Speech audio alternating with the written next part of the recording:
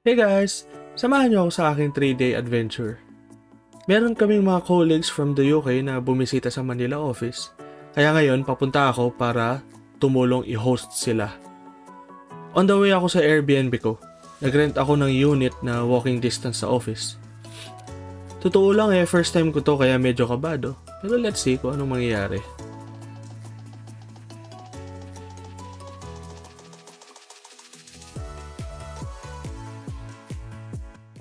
Ano boys? Pakakit na ako sa Airbnb. Ganda naman ng building. Not bad. Pangit lang ng buhok ko, no? Masyadong maikli. Pero okay yan kasi sa magpagupit ako ulit maya-maya. Pwede na.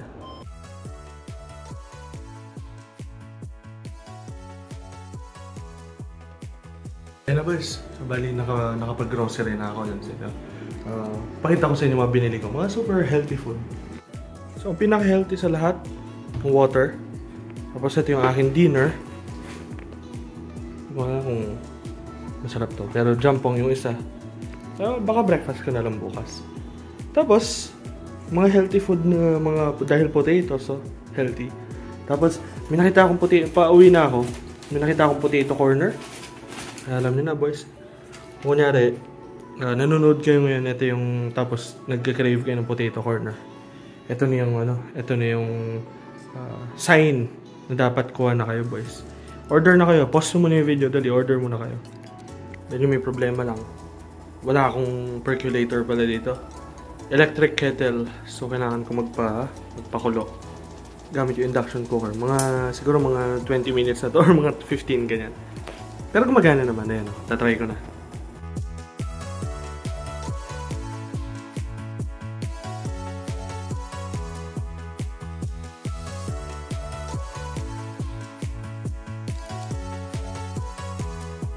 Ito yung current setup natin pero hindi tayo dyan manunod.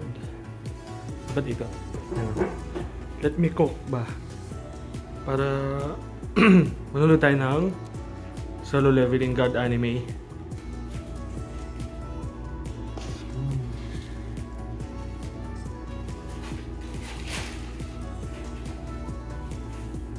Ito corner.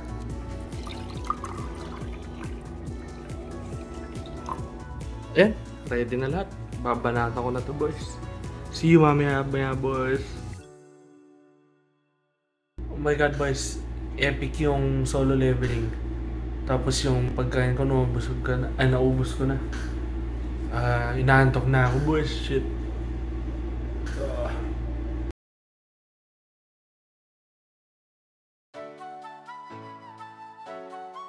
Nabigla ako sa part na to. Kasi di ko naman sinetap yung camera, talagang recording na agad nung kagising ko. Iniisip ko kung papasok pa ba ako. Tapos naalala ko bigla na nasa Manila nga pala ako para pumasok. Silip muna ako sa labas kasi hindi ako sanay na puro building ang kita sa bintana.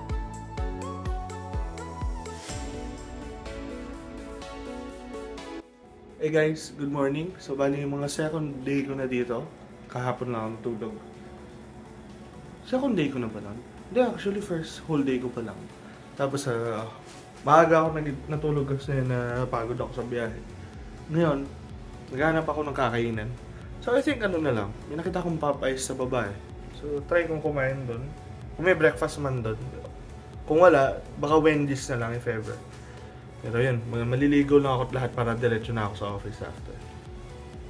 Tsaka baka magtanggal ako ng balbas. Pangit yung balbas ko. Oh boys ito yung tsura ng outfit of the day. Ay, hindi ako marunong mag-mirror shot. Mukha pa rin ako sundalo sa buhok ko. Tapos, normal na t-shirt lang. Tsaka normal na shoes lang. Kasi, sa mga nagtatanong dyan, bakit hindi ka mag-office ka? Bakit hindi ka naman mag-formal, naka-polo, tsaka leather shoes? Maglalakad ako nung onte. So, ayoko mag-polo, baka mapawis lang, ganyan. Tapos, leather shoes. Paano pag ninakawan ako dito sa Manila, boys? Hindi ko mahabol o kaya hindi ako makakatakbo, boys. Kaya naka-running shoes ako parati. Alam niyo naman, taga-probinsya, medyo takot pa ako na konti. Kaya, okay, pag sa mga nagsasabi naman na pati yung casual outfitan mo, mabaho. Medyo weakness ko na talaga yung fashion sense. Shoutout pala sa tita ko na nagbigay ng shirt. Ang comfy. At saka gusto ko yung itsura. So yun boys, nakabihis na ako lahat. Papabango na lang, tapos bababa na ako. Hanap ako ng kakainan. Tingnan natin kung saan meron.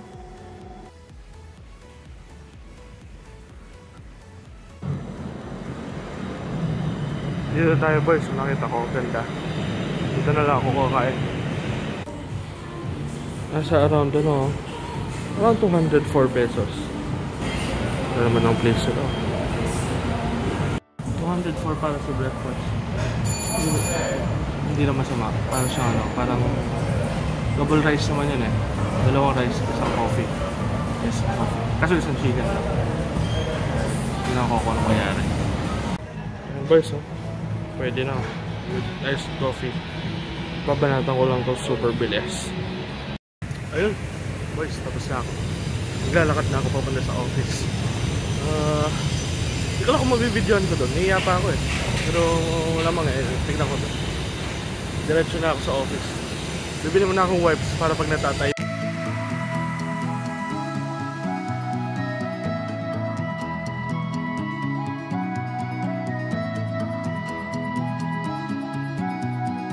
Naglalakad na ako, lapit ako sa office. Gusto ko yung sama, kaso ang problema hindi ako nagpaalam sa mga boss. Baka bawal pala.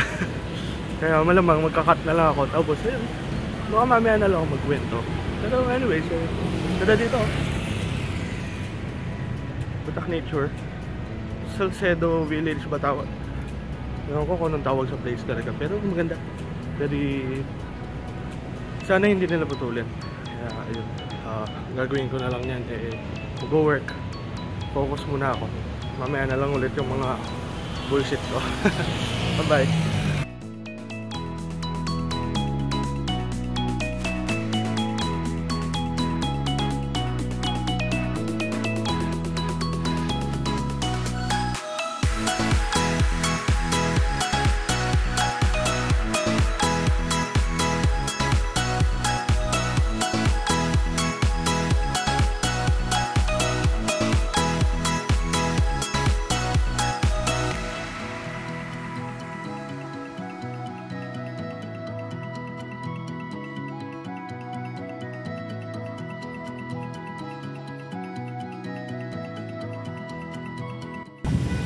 Hey boys, ayan, nakauwi na ako. Bibili muna ako ng sabon, saka ng shampoo bago umuwi. Tapos ayun, usual day sa work, medyo busy. Pero masaya naman, enjoy naman ako. Ganda yung panahon, hindi mainit yung panahon eh. Very, cloudy. Medyo malungkot nga lang, pero mas okay na kaysa mainit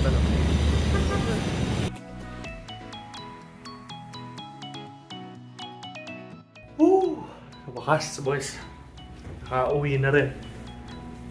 Ngayon, hindi ko lang kung anong gagawin ko dahil may time pa. Ay, meron nga pala akong habulin.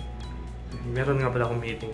Makipag-meeting muna ako saglit. Saka ako magde-decide kung anong gagawin. Ayan boys, okay na. Okay na yung sa meeting. So ngayon, nag-isip ako ng gagawin ko. Una, kakain ako kasi naghanda kami ng event kanina sa work. Tapos merong parang sobrang food. Meron kaming food, easy. Akin na lang. Kasi yung mga parang mga UK colleagues namin parang ayaw lang kumain. Binigay na lang sa amin. Ayun. Meron ako easy dinner, boys. Hindi na ako gagastos. Tapos, kung may energy pa ako, siguro mag-ano na lang ako, magko-code na lang ako, yung mga laptop. Yung isa pang work, yung isa personal. Yun. Baka mag-code na lang ako. Pero maligo muna ako para batak fresh na, boys. Tsaka, ligo, tapos dinner. O kaya, ligo, dinner, anime muna bago work. Joke. Kahit tignan natin kung ano mangyayari. Yo guys, ayan, tapos na akong kumain. Tapos, naghugas na rin ng kamay, naligo na't lahat. Okay na, malinis na yung boy nyo. Ngayon, iniisip ko mag-code habang di pa ako masyadong inaantok. So, hindi ko naman sasama dito yung video kasi more on parang story na vlog, hindi naman technical. Pero sa mga may gustong yung mga programmer dyan na gustong makita, may hiwalay akong video na ipopost about sa ganun. Tapos parang mas buo-buo, mas kumpleto. Saka ano, yun lang bali parang shameless plug lang dun sa iba kong videos at easy views. Tapos doon naman sa video na yun, sasabihin ko na nasa yun nga, nasa ibang lugar. Para naman shameless plug din to. Easy views. Hindi ko lang kung gaganan daw. Pero yun nga, mag-code ako, tapos siguro matutulog na rin kapag katapos na.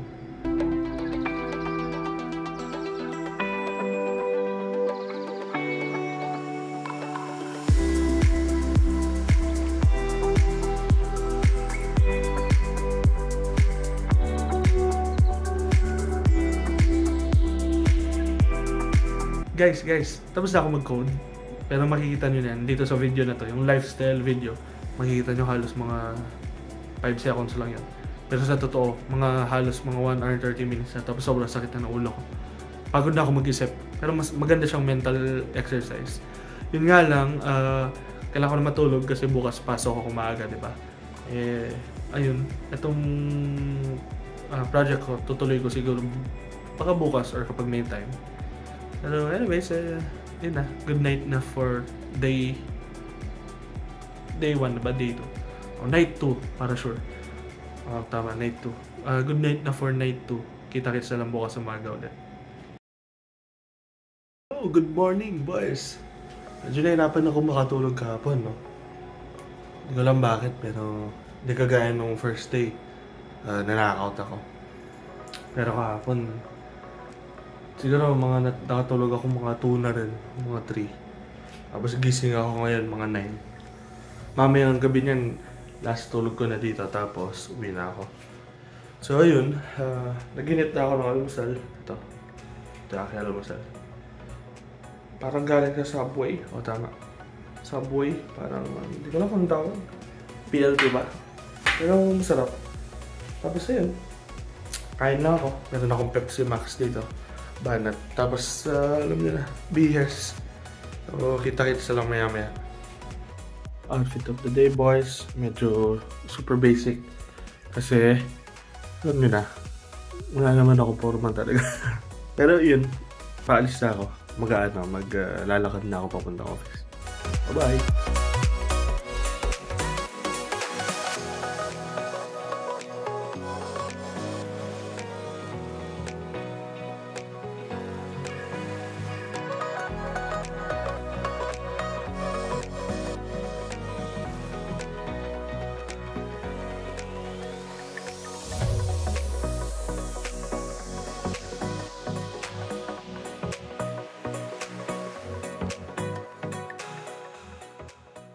May team lunch kami today.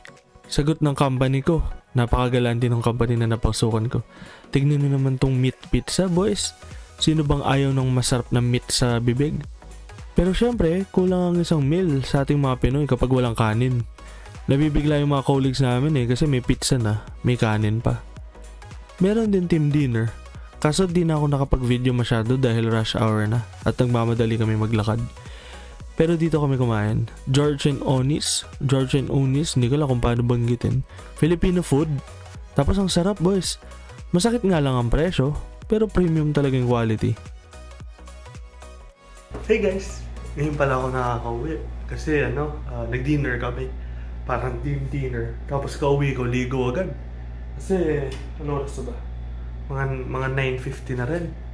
Ayun, team dinner. Normal na dinner, tapos kwentuhan, ganyan, tsaka kung ano-anong nag-shopping pa kami bago umuwi, ganyan. Kaya, ayun, medyo super busy day.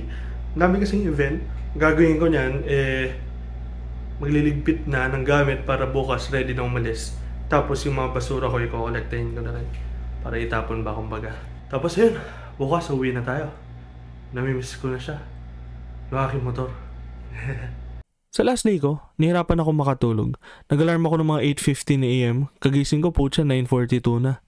Hey guys, good morning. Medyo tatakbo na ako kasi mag-check out pa ako. Tapos medyo nag-oversleep ako ng konti. Nahirapan ako makatulog, boys. Kaya yun, mamaya na lang ako mag-update ulit. Kita-kits na lang, mag-upload na lang ako ng kung ano-anong mga scenes or kung ano pang mga ganap dito. Pero for now, takbo na ako. Bye-bye. Hey boys, pauwi na ako. Tapos na yung aking araw. Bumili na ako ng batak coffee. Tapos kami yung dala kong gamit. Tsaka backpack ang dami. Yun. Book na ako ng angkas. Tapos yan, hintayin ko na lang dumating. Joyride pala, joyride. Tapos diretso na ako sa terminal pauwi. Yun, balitaan ko na lang kayo doon boys. Hindi naman ako makapag-record doon, baka nakawin yung cellphone boys. Yun na lang. Andito na ako sa bus. Makikita nyo naglilinis ako ng ulo kasi galing ako sa joyride dito. Shared ang helmet. Baka meron tuberculosis yung gumamit na last. Napakabait ng conductor pala. Mapagbiro ng sobra. Nakakatawa. Kapampangan din kasi kaya kagad ko naka-vibe. Totoo lang nanakaut ako dito sa bus. Naalala ko nagdo-doze off ako nung sa may Ayala Cloverleaf eh. Nung nagkamalay na ako, nasa Daon na kami. Easy fast travel.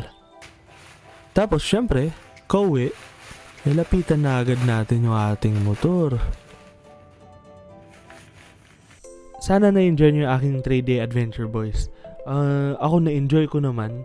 Maganda yung change of pace. Tapos yung feeling ng freedom. Tsaka hawak mo yung sarili mo. Ganyan. Tapos, napansin ko talaga yung hustle culture. Kasi umagang umaga, lahat ng tao kayod agad. Siguro isa sa mga napansin ko rin is yung environment na ganun, apakaganda kapag gusto mo mag-build ng connections. As a province boy, siguro gusto ko naman yung pabalik-balik minsan-minsan. Nakaka-enjoy din naman kasi yung change of scenery tsaka yung setting, ganyan. Pero kung papapiliin ako, siguro boys, mas gusto ko pa rin talaga maging province boy kasi mas slow-paced dito eh. Tapos mas tahimik and mas peaceful generally. Pero sa mga tao na malayo sa pamilya, tapos kumakayod kayo, ganyan, saludo ako sa inyo. Hindi biro-biro yung ginagawa nyo. Kasi ako mga 3 days pa lang, medyo hirap na. So, hindi ko pa ma-imagine yung ganong katagal. Anyways, yun na yung para sa video ko. Thank you, and ingat parate.